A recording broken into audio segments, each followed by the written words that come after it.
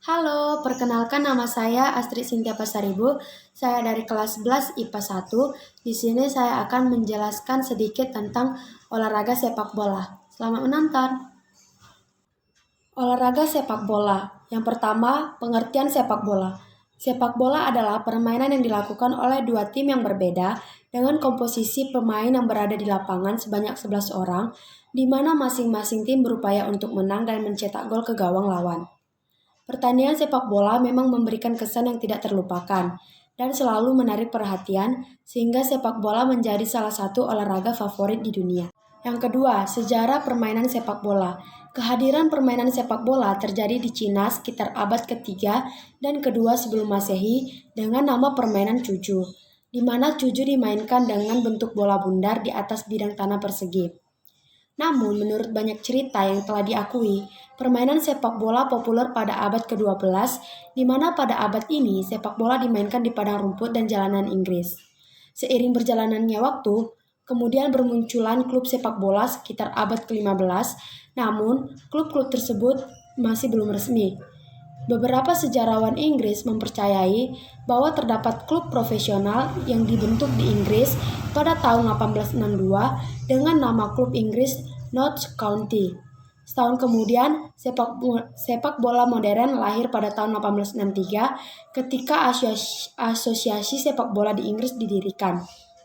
Sejak setelah itu, pada tahun 1883, dilangsungkannya turnamen internasional yang pertama kali melibatkan 4 negara, yaitu Inggris, Irlandia, Skotlandia, dan Wales. Pertandingan pertama pada tahun 1867 yang berlangsung di luar Eropa yaitu di Argentina. Pada tanggal 21 Mei 1904 didirikan sebuah organisasi yang bisa disebut dengan FIFA, yang ditandatangani oleh 7 negara yaitu Prancis, Belgia, Denmark, Belanda, Spanyol, Swedia, dan Swiss. Olahraga sepak bola diperkuat dengan dimasukkannya sebagai olahraga resmi dalam Olimpiade pada tahun 1908, serta Piala Dunia yang dilaksanakan pertama pada tahun 1930 semakin memperkuat olahraga yang sangat populer di kancah internasional ini. 3. Peraturan yang ada pada permainan sepak bola. Yang pertama, peraturan tentang gol yang sah. Untuk memenangkan pertandingan, bola harus masuk ke gawang lawan. Setiap tendangan yang mengarah ke gawang lawan harus diakhiri dengan melewati garis agar bisa menjadi gol yang sah. Gol dapat dicetak dengan bagian tubuh manapun selain dari tangan atau lengan hingga ke bahu. Kedua, peraturan tentang waktu permainan. Waktu yang berlaku selama pertandingan adalah selama 90 menit dengan babak pertama yaitu 45 menit dan waktu istirahat 15 menit lalu dilanjut dengan babak kedua 45 menit. Ketika permainan berakhir imbang selama 90 menit, berikut dengan tambahannya, maka akan dilanjutkannya adu penalti untuk menentukan pemenang. Ketiga, peraturan tentang jumlah pemain.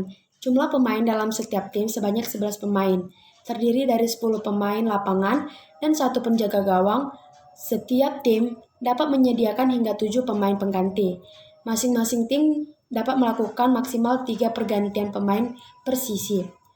Bola yang digunakan dalam permainan juga telah diatur di mana lingkaran harus memiliki ukuran lingkar 58-61 cm. Peraturan wasit dan pemberian kartu. Tugas wasit adalah bertindak sebagai penjaga waktu dan membuat keputusan apapun yang mungkin perlu dibuat seperti pelanggaran, tendangan bebas, lemparan ke dalam, penalti, dan ditambahkan waktu di akhir setiap babak. Untuk pelanggaran yang dilakukan, seorang pemain dapat diganjar dengan kartu kuning atau kartu merah tergantung tingkat pelanggaran yang dilakukan. Kartu kuning sebagai tanda peringatan, sedangkan kartu merah adalah hukuman untuk pemain yang melakukan pelanggaran berat. 4. Manfaat bermain sepak bola. Yang pertama, menambahkan kebugaran dan stamina. Menambah stamina, di mana kombinasi lari, jalan kaki, lari cepat, dan menendang dapat memberikan peningkatan stamina, peningkatan kesehatan jantung, penurunan lemak tubuh, dan lain-lain. Yang kedua, meningkatkan kerja tim dan sosial. Bermain sepak bola juga akan dikaitkan dengan sifat kepemimpinan dan berteman baik. Dengan bermain sepak bola, meningkatkan aktivitas kerja sama tim adalah keterampilan yang penting. Ketiga, baik untuk kesehatan mental.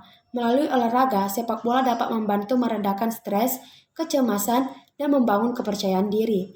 Yang keempat, baik untuk kognisi. Olahraga sepak bola ini merupakan permainan yang strategis yang membutuhkan pengambilan keputusan cepat sehingga dapat meningkatkan ketekunan, kedisiplinan diri, dan konsentrasi. 5. Ukuran lapangan. Ukuran lapangan diperbolehkan bervariasi.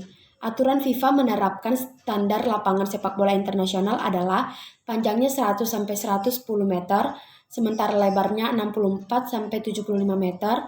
Adapun lingkaran tengah memiliki radius 9,15 meter, sedangkan ukuran kotak penalti adalah 40,3 dikali 16,5 meter. Di dalam lapangan terdapat 2 gawang yang dijaga oleh masing-masing kiper, di mana gawang itu sendiri terdiri dari bingkai berukuran tinggi 8 kaki dan lebar 8 meter. Yang keenam, teknik dasar permainan sepak bola. Yang pertama, teknik dasar mengoper bola atau passing. Hal ini bisa berarti mengirim bola langsung ke kaki rekan satu tim dengan kekuatan dan presisi, mengirimkan umpan terobosan lambung atau mengumpan dan memainkan bola secara akurat di depan gawang. Berikut beberapa teknik passing. Yang pertama, inside of the foot or push pass atau kaki bagian dalam. Teknik passing dengan kaki bagian dalam ini memiliki tingkat akurasi yang lebih baik dan cocok untuk dipakai di operan jarak pendek. Yang kedua, outside of the foot, kaki bagian luar. Passing sejenis ini adalah dipakai buat passing di tipuan agar bola tidak direbut oleh tim lawan. Yang ketiga, instep drive. Teknik passing instep drive ini dipakai untuk passing jarak jauh. Posisi tendangan berada di bagian tengah agak ke bawah sehingga bola bisa mencapai target yang jauh. Yang keempat, chip pass. Teknik ini dipakai untuk dapat mencapai titik umpan yang terhadang oleh lawan dengan melambungkan bola. B. Teknik dasar menghentikan bola atau menerima bola.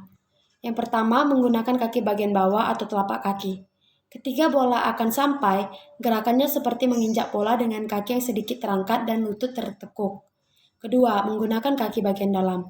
Saat bola mau sampai, kaki juga bergerak mengikuti arah gerakan bola agar bola tidak terpantul dan bisa mendarat dengan sempurna. Ketiga, menahan bola dengan kaki bagian luar. C. Menggiring atau dribbling bola. 1. Dribbling dengan menggunakan sisi kaki bagian dalam. Caranya adalah dengan menyentuh bola dengan sisi kaki bagian dalam dan posisi kaki adalah tegak lurus terhadap bola. Kemudian bola ditendang pelan guna mempertahankan kontrol bola. 2. Dribbling dengan sisi kaki bagian luar. Keterampilan mengontrol bola ini digunakan ketika pemain yang menguasai bola sedang berlari dan mendorong bola sehingga bisa mempertahankan bola tersebut tetap berada di sisi luar kaki. Yang ketiga, dribbling menggunakan kura-kura kaki. Teknik dribbling selanjutnya adalah menggunakan kura-kura kaki. Teknik ini dibilang lebih enak dan bisa dipakai untuk dribbling dengan kecepatan tinggi. D. Mengontrol bola.